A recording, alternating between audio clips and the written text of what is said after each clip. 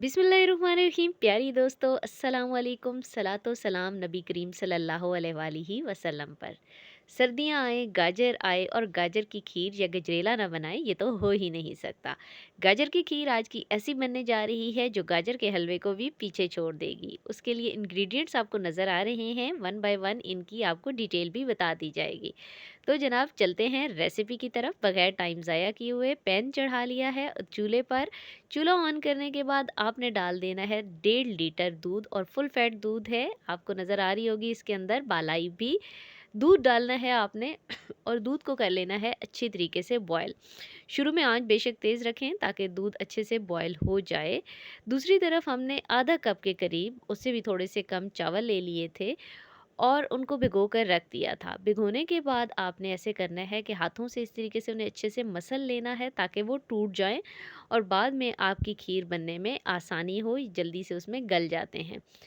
दूध को पहले अच्छे से उबाल आने दें। ये आप देखें कि दूध बॉयल हो रहा है और उसके अंदर आपने डाल देनी है सब्ज़ इलायची पाउडर, 1 चुटकी के करीब ले लिया है, और साथ ही हमने इसके अंदर ले ली हैं ज़ाफ़रान के 2 से 3 धागे। ज़ाफ़रान अगर नहीं भी है तो कोई बात नहीं है, हमारे पास था इसलिए हमने ऐड कर दिया है, वरना ज़रूरी नहीं होता कि आप ऐड करें। ज़ाफ़रान को अच्छी तरीके से और इलायची पाउडर को दूध में थोड़ी देर के लिए पकने दें ताकि वो अपना जायका इसमें छोड़ दें। उसके बाद अब चावलों को आपने अच्छी तरीके से मैश कर लिया था, अच्छे से आपने हाथों से उन्हें मल लिया था, तो वो आपने अब डाल देने हैं चावल भी इसके अंदर। चावल यहाँ पर टाइम लेंगे, ज़ाहिर बात है, तो 20-25 मिनट तक आपने चावलों को दूध के अंदर अच्छे से पकने देना है। 20-25 मिनट, और साथ-साथ आपने हिलाते भी जाना है ताकि नीचे आपकी खीर ना लगे। उसमें आप देखेंगे कि आपके चावल बॉयल होना इसके अंदर स्टार्ट हो गए हैं और नरम होना स्टार्ट हो गए हैं। लेकिन 20-25 मिनट इसको शुरू में आपने पकते रहने देना है। आधा घंटा तक आराम से आप पकाइए। आँच अब आपने मीडियम टू लो कर देनी है। अब आपने तेज़ आँच नहीं रखनी, तेज़ सिर्फ़ आपने शुरू में रखनी थी जिसमें आपने बॉयल किया था। जब प 25 से 30 मिनट तक हो जाएँ तो उसके बाद आपने शामिल कर देना है इसके अंदर गाजर। गाजर 1 अदद हमने ले ली थी, बड़े साइज़ की, और गाजर को आपने कद्दूकश कर लिया है, तो ये आप डाल देंगे, और डालने के बाद अब दोबारा आपने इसे आधे घंटे के लिए या 35-40 मिनट के अच्छे तरीके से पकाते रहना है ताकि गाजरें खीर के अंदर हो जाएँ यकजान और आपकी खीर बहुत ज़बरदस्त किस्म की पके। खीर टाइम लेती है जनाब, इसलिए खीर को जितना टाइम देंगे वो उतनी ही ज़ायकेदार बनेगी। जब आधा घंटा हो चुका है, बल्कि 35-40 मिनट हो चुके हैं, तो चीनी डाल दी है हमने। यहाँ पे 6 टेबलस्पून हमने चीनी डाली है। 1.5 लीटर दूध था, आधा कप के करीब हमारे चावल थे। आप जायके के मुताबिक भी डाल सकते हैं, चख लीजिए मीठा, अगर आपको कम लग रहा है तो आप और डाल दें।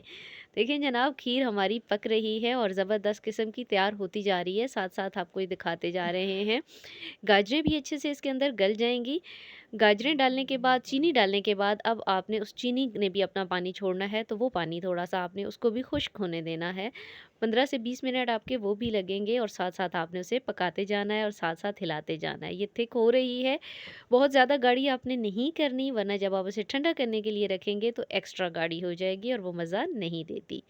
तो जनाब ये देखिए, हम आखिर में 3 से 4 मिनट रह गए हैं। 3 से 4 मिनट आपने और इसमें चम्मच हिलाते रहना है मुस्तकिल। जब गाढ़े होने के करीब आती है फिर आपने मुस्तकिल चम्मच हिलाना होता है।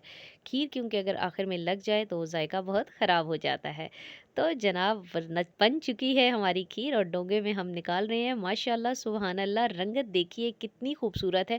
जब बहुत ज़्यादा आप गाजरें डाल देते हैं तो वो गाजर का हलवा लगता है, खीर नहीं लगती, गजरेला नहीं लगता। इसलिए गाजर जितनी बताई है उतनी ही डालिएगा। गार्निशिंग कर लेते हैं इसकी, और हमने ये काट के बहुत बारीक-बारीक से रख ली थी गाजर के 3 पीसेस, जो कि इसको एक बहुत खूबसूरत सा फूल बनने जा रहा है। और देखिए माशाल्लाह कितना प्यारा लग रहा है। चैनल पर नए हैं जनाब तो चैनल को सब्सक्राइब कर लीजिए, वीडियो को लाइक कर दीजिए, शेयर भी कर दीजिए और अच्छा सा कमेंट भी कर दीजिए, क्योंकि हमारी तमाम मेहनत का वसूल सिर्फ उस वक्त हो जाता है जब हमें अच्छा सा कमेंट मिलता है, लाइक मिलता है, तो हमारी सारी थकन दूर हो जाती है। आसानियाँ बाँटते रहिए जनाब ताकि अल्लाह ताला आपको आसानियाँ देता रहे। अल्लाह हाफ़िज़।